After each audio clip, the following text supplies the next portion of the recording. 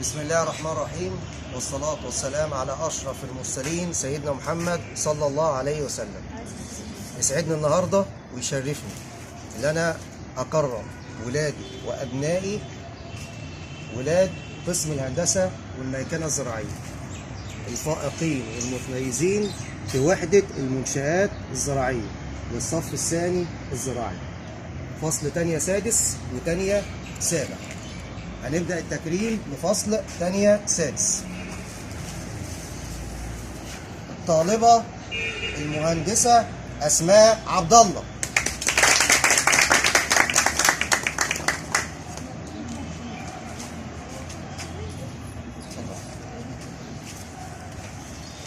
الطالبة المهندسة أمنية محمود.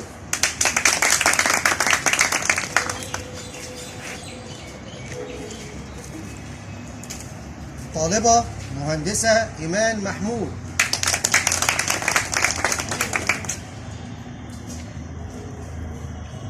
طالبة مهندسة دنيا شحاتة.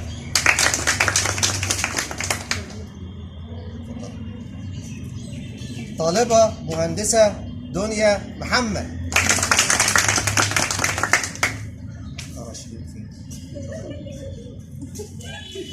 طالبة مهندسة دينا شعبان.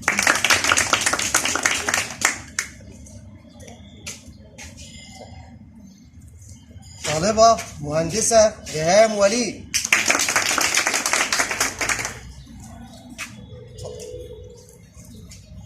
طالبة مهندسة زينب إبراهيم.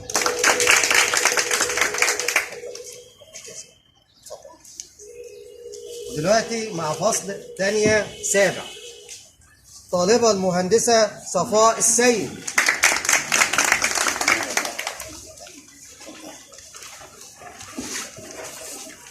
طالبة المهندسة فاطمة الزهراء.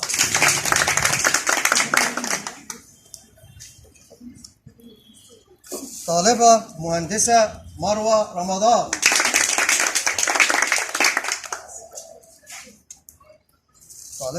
الطالبة المهندسة مريم ياسر.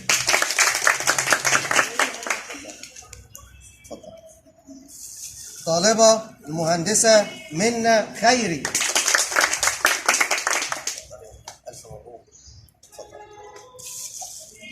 طالبة المهندسة مي محمد.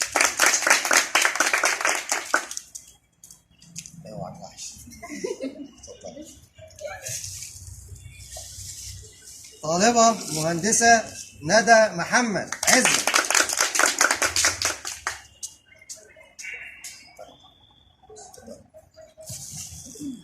طالبة المهندسة هاجر وليد.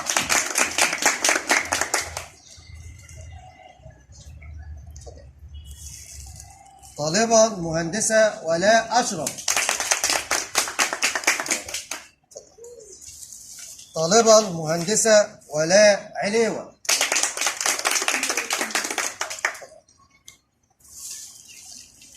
وأخيرا أنا أقول كلمة ليكم جميعا.